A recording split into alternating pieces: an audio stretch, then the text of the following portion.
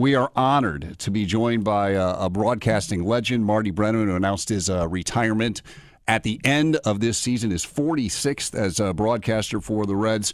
Marty, it is great to have you here. I wonder, knowing that this is your last season, as you get ready the next few weeks to go to Goodyear and for spring training and to start broadcasting on January 25th, 2019, do you feel any different? Is it just another season you're getting ready for, or because of the announcement, is everything, heightened? Do you feel different knowing that this is the last one? No, I don't think so. I think, as I've told people, when they've asked me, has it impacted you yet, the decision you made, announced last week, I said it probably won't impact me until this time next year when everybody's getting ready to go to spring training and I'm not going. Right. That will probably be when it really sets in, but I'm fortunate because I do have another season and hopefully it'll be a special year, more so for the ability of this club to win more games than it has the last four than anything I'm involved with. But I don't really feel any different right now. Somebody says, "You feel like the weight of the world off your shoulders?" I said, "No, I'm comfortable with the decision right now. I don't look back with any regret that as I told our people, 46 years is enough. I've never been into numbers. They wanted me to work until I had 50 years in the game with this team, and I said that ain't happening because I'll be 80 years old then, and I've never been into numbers anyway, so 46 is a nice round number for me to walk away. When you started, I mean, it was the height of the Big Red Machine. Your second and third year, they win it all. I got to wonder what young Marty Brennaman was thinking then. I mean, are you thinking, man, this is going to be, the time of my life, year after year? What was it like to be a young broadcaster with that team and all that they achieved? Well, that's an interesting question because I felt like after 76, you were supposed to win it every year. 3 years, and I've got 2 World Series rings. In fact, I guess it was early in 77, and I don't know whether the Reds were playing in Philadelphia or the Phillies were here. They had a great broadcaster named Byron Somm, and he's in the broadcaster's wing, and he came up to me one day early in the year, and he said, "Young man, do you know how lucky you are?" And rather flippantly, I said, "Well, yeah, I guess. Why?" And he said, "You've been here broadcasting Reds baseball for 3 years, and you have 2 World Series rings." He said, "I've been doing Phillies games since the mid-'40s, and I don't have one yet."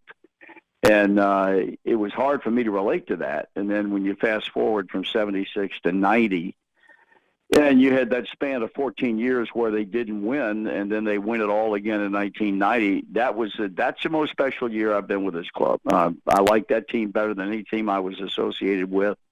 As far as the personal likes are concerned, a team that wasn't picked to win anything, and led by Barry Larkin and Eric Davis, and a very good rotation, and the Nasty Boys and Charlton, Dibble, and Myers. They win it all, and they do it rather emphatically by sweeping Oakland 4 straight. So that's a team that if people ask me, do you have a favorite team, that would be my favorite ball club. It's very interesting because as I'm talking to you, Marty, on Twitter here, I have a tweet from Greg saying, can you ask Marty does he have a favorite moment or a favorite call in his years with the Reds?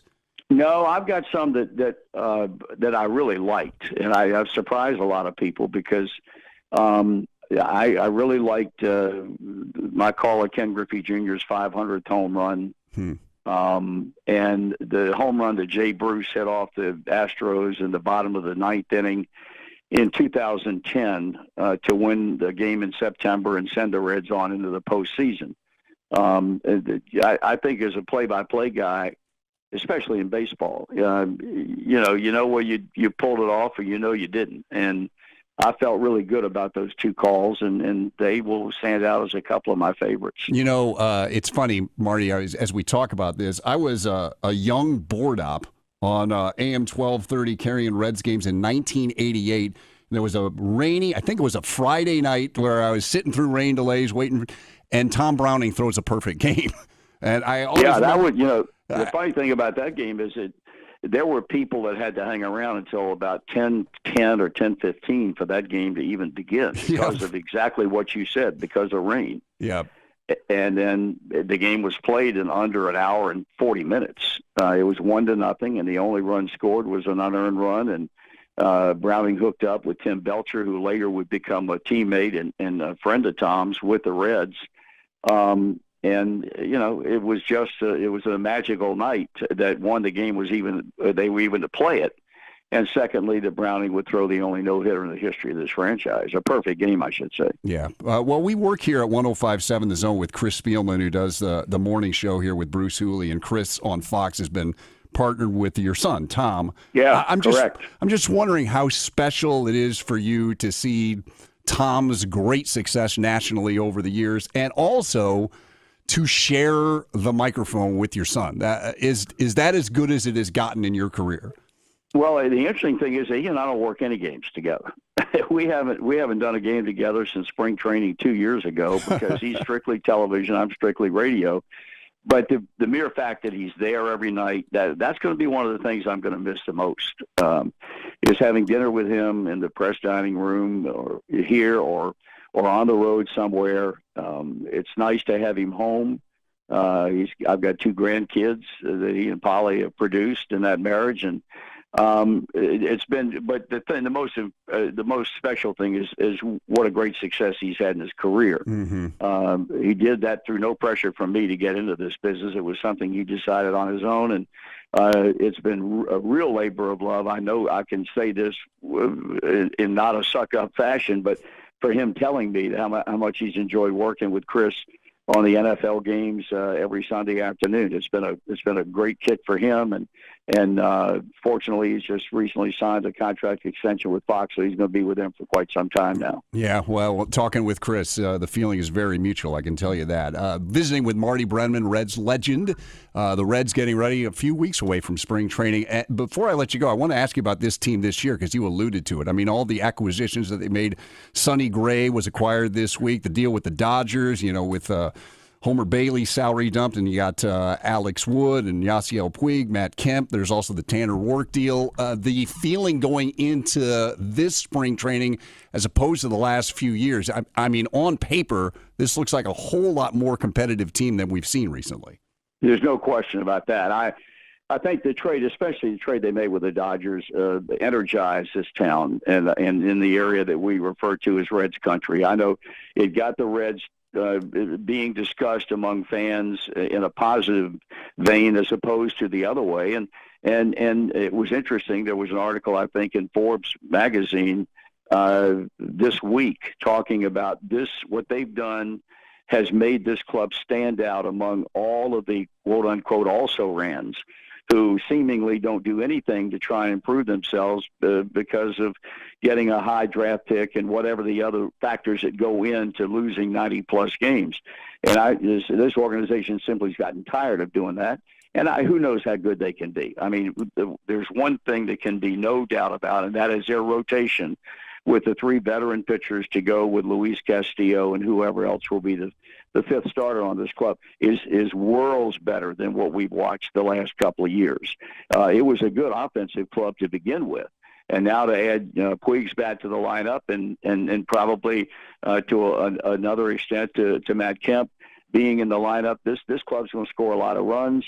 It's going to have a rotation that will be much more successful, I think, in getting people out, and all of that would produce more wins. Now, how many wins it produces, I don't know. I think it's the toughest division in baseball, tougher even than the American League East. So, trying to keep up with the Joneses in the National League Central is tough, and I think they've done a pretty good job here in the offseason to get better, much better than they have been. Marty, a quick one from Twitter. How did you come up with this one belongs to the Reds? That came about, I don't know, a week or 2 weeks into my first season in '74. It was purely spontaneous. It was nothing I planned.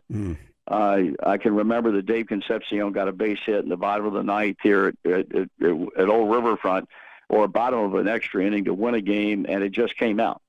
And driving home that night, I thought, well, you know what, that might not be bad to use that. When they win, and the fact that they won so much, even though they didn't get to the postseason in '74, they won 90 games, I think, and then 75 and 6, they won it all, and so I was saying it a lot, and as a result, it became a fixture, thank God, and The only mistake I made was not getting it copyrighted, because people have made an awful lot of money off that phrase on T-shirts and such as that, and I didn't get a dime of that. Last thing, Marty, because I know you got to go. When you announced your retirement, we took calls for like an hour of voices of people's youth and sports, play-by-play announcers. So many people identify with you. To a degree, I did. I grew up in Northwest Indiana, could hear WLW on my radio and would lay down and listen to you. And, was there that person when you were young that was the voice of your youth that, hey, I want to be a broadcaster because of that? Did you have anybody that inspired you to lead you to the career you have? I did. I grew up in Virginia, down on the coast, Portsmouth, Virginia, and I used to listen to a lot of guys. I listened to Bob Prince in Pittsburgh when he and Jim Woods did the Pirates games, and I'd listen to Washington and Baltimore, Bill O'Donnell and Chuck Thompson, which was a great crew with the Orioles, and Arch McDonald with the Senators. But I listened to I came across a guy one night doing Brooklyn Dodger games, a fellow by the name of Nat Albright. And what he was doing, and I had no clue because I was such a novice to the business anyway and never dreamed I'd be in it, was he was recreating Brooklyn Dodger games from a recording studio in Arlington, Virginia. And he was so good at doing what he was doing, and he did it. There's a book by Kurt Smith called Voices of the Game, and he touches on Nat Albright and how he got permission from the O'Malley family, who owned the Dodgers back then, to broadcast over a Southern network. And their feeling was it would create more interest in the Brooklyn Dodgers and maybe increase their attendance. And so I listened to him, and I was infatuated by his approach. And he had all the necessary sound effects. He was in Ebbets Field. He was in the Polo Grounds. He was in Shibe Park in Philadelphia, Sportsman Park in St. Louis. And I was just taken by it. And then years later, I found out he reproduced the game. So when I was called to go into the broadcasters wing of the Hall of Fame, I sought him out, not even knowing whether he was still alive or not. This was back in 1955. And he was. And I don't even remember how I got his number, but I called him one day. And I said, we never met. I told him who I was, and he recognized the name because he was a ball fan, and he knew I did the Reds games. And I said, I would never be able to go to my grave completely satisfied if I didn't call you and tell you what an impact you made on my life as a kid growing up in Virginia back in the 50s, listening to you recreate Brooklyn Dodger games, and planting the seed that one day I was going to get into this field. And he broke down and cried. He was so moved by the fact, and I've told young people come up to me and essentially say the same thing to me. And so, what goes around comes around, but he was the guy that made me decide subconsciously this is what I want to do for a living, and I will always be indebted to him. He passed away a couple of years after I talked to him, and he was really a good one that most people have never, ever heard of. Marty, that is a great story, and you have done that for countless people, and we love listening to you. I love summer nights, tuning into Reds games. You've made it a joy. Enjoy your spring training and enjoy your last season. We really appreciate you taking a few minutes for us. Well, I enjoyed being on with you guys. Anytime you want me, call me.